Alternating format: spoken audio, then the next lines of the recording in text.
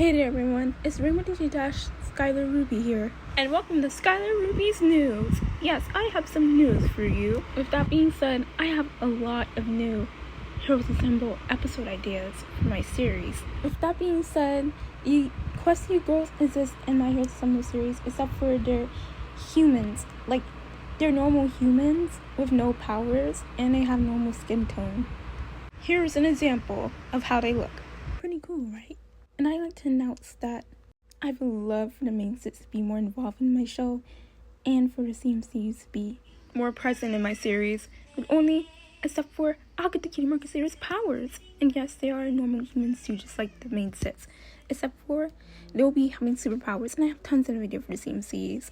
And I'll let the main six in the CMCs permanently spotlight shine in my series as well. And I'll give them good amount the same screen time. Yes, I'll make them CMCs get more involved than they are in the main series of My Little Pony because they deserve more screen time and I love them so much. They're my favorite characters in the show, My Little Pony. Hold on, what? Oh, come on. Dude, it's a great idea, you know? I was thinking about the My Little Pony Equestria Girls characters getting involved completely, but only they're normal human beings until further notice. Now, I know I had a recent episode where Side Twi was shown as a side character or a background character, but I didn't want to do way more with her than allowing her to be a background character, and I do love Sunset Shimmer a lot, and Trixie. And if you're wondering, the episode Side Twi was in my series was the episode that's based on Alina Shai's episode from her old My Little Philly series that's on her Fluffy Puff channel. I think that's what's it called. Fluffo Puff. Yeah, that's what's it called. But I have so many great ideas. I mean, think about it. CMCs can even get character development that they never got in My Little Pony. Because the way the show went about giving the CMCs a proper ending didn't feel complete. Because after the episode where the School Loop parents were introduced, yes, that felt like a proper ending for the end of the episode. But after that came Growing Up is Hard to... I think it's called the episode Growing Up It's Hard to Do to the CMCs Turn to Grown-Ups. And that didn't really feel like an ending for them. Plus, where's my girl Bad Seed? Come on, they just exclude her like a background character. They mistreated poor Bad Seed. I wanted to see more of her. But just think about it. The CMCs befriending Jalissa. And them each learning their skills and what they're good at and accomplishing many goals together. I mean, I have so many storyline ideas for these three. I have ideas for the main six too. Here's an example. Shania remembers that throughout kindergarten to second grade, she was friends with Fluttershy, Rainbow Dash, Verity, Pinkie Pie, and Applejack. Interesting fact in my series, Sunset Shimmer is actually from the medieval dimension. Yes, you heard me. That is the second dimension in my series, with the princess and the prince and the dragon. And in that dimension, Celestia is actually a queen in a different kingdom, and Sunset was her student. Then Sunset betrayed her, and Sunset Shimmer went to the dimension with the superhero versions of my OCs. But then as the city gets ready to celebrate the 1,000 year of the Blue Harvest Moon, strange things begin to happen. And Shania encounters her old friends again, which are the main five, by the way.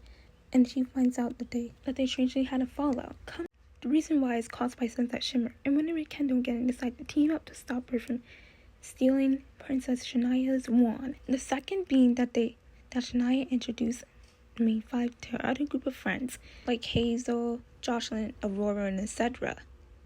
Then Sunset Shimmer will reform, and then she will team up with the main five and Shania to stop a bigger threat. Second, I want Side Twi to return as well. And in my series, Spike is a human in the same age as Verity in the series. He is 18 in the series, which is Verity's age in the series. And then this obviously means that he's not a dog. In this series, he's just a human being. Side Twi is going to return as a new student at Emerald High as a transfer student. She is obsessed with the Super Force, and then she discovers them and accidentally figures out who one of their identity are, which will cause trouble. And Midnight Spark will also return, but Sunset will help. Camp Everfree will become canon in my series, which means that the main six will have main seven will have powers through their crystals. And in my series, Spike is Side Twi's little brother. Again, in this series, Spike is the same age as the main 7. He is 18, and in the series, the main 7 are 18 years old too. Rarity is 18 in the series, and he's a normal human being, just like the rest of them. And I think I'll give him powers too, and he'll go to Camp Everfree as well. So I have another episode idea where my version of Spike struggles and asks Rarity out on a date, on Valentine's Day. But then he gets advice from Sidetwi, and then he gets nervous on his first date. And when the Equestria Girls version of Queen Chrysalis, who's also the same age as Rarity in the series, disguises herself as Rarity and tries to get information on Spike about the whole powerful thing of the super force and superhero stuff, Spike senses that something is off. And real Rarity is in trouble and got kidnapped by Queen Chrysalis, so her friends try to save her. Another idea happens when the Kingdom Crusaders join the talent show to try to figure out what they're good at. But then they end up finding these secret artifacts that give them magical powers. Superpowers, that is. This idea is based off the fan-made trailer called Apple Bloomers. And then they become superheroes. Friday, April 31st begins the season premiere of a brand new series, My Little Pony, Apple Bloomers, featuring the Cutie Mark Crusaders. Follow Apple Bloom, Scootaloo, and Sweetie Belle as they battle against evil in an all-new show. My Little Pony, Apple Bloomers, season premiere, Friday, April 31st, only on Discovery Family. They actually ended up befriending Jalissa and her friend group, and then I have an episode I did when Twist feels left out and replaced by Apple Bloom's 2 new friends. So she encounters Apple Bloom again, and Twist gets jealous, and they hang out all the time. Then, no wait, the CMCs at Sweetie Belle and Scootaloo gets jealous because Apple Bloom and Twist start to hang out more, and Sweetie Belle and Scootaloo hang out with Apple Bloom. I actually want the Kingdom Hearts Crusaders to go on all kinds of adventures, like they're superheroes. And now that Sweetie Belle's in my series, I can make Rumble as a human and include Rumble Belle. And they are 14 in this series. I can do a love triangle episode between Button Mash, Sweetie Belle, and Rumble. Guys, I just got the perfect episode idea. Sweetie Belle thinks she receives a secret admirer package that she thinks is for her, and she tries to figure out who her secret admirer is. And then this episode is going to be a great one. I can't wait to make it. Also in my series, Scootaloo has a robotic leg, and she also really wants to play sports. And then she decides to be just as athletic as Rainbow Dash and sporty as Rainbow. Okay, here's another idea.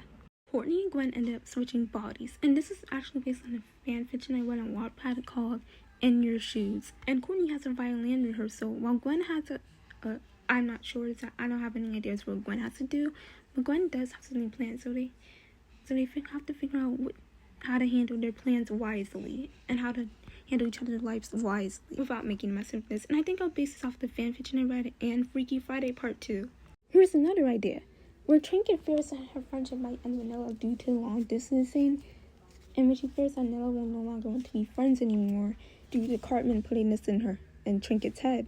Trinket kind of distances herself from Nilla, but she keeps it a secret from Nilla because she's afraid that that Nilla might end a friendship. Because when Trinket tells Izzy tells Trinket to keep a secret, and Chase tells Trinket to keep a secret too.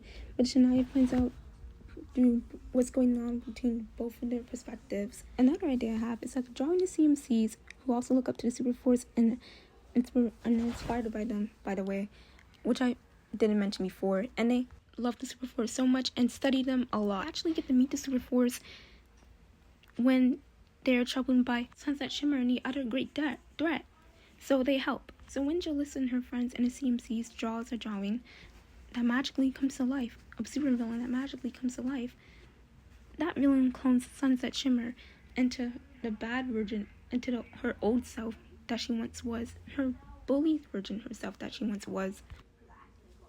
And then Sunset Shimmer and her friends have the real Sunset Shimmer and her friends and the Cutie Mark Crusaders, Jalissa and her friends have the final wigs to fit stains. Yes, this is the same episode as Sunset Shimmer. Well, special. It's not really an episode, it's an episode special. It's the same special that Sunset Shimmer takes Shania wand, but the bigger threat is the Dazzlings. Dun dun dun. For now, until I think of any more ideas.